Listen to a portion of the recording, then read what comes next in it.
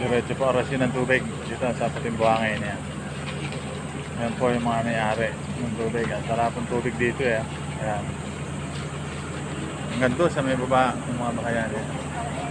Yan, lahat yan. Kukuha ng tubig. Yan.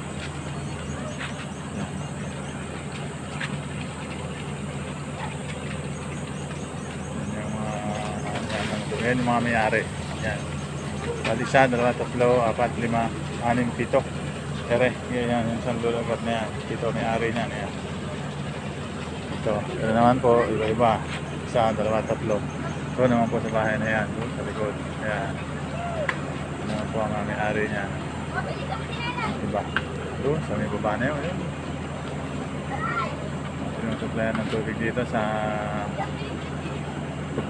Sitio Putimbuhangin. Yan.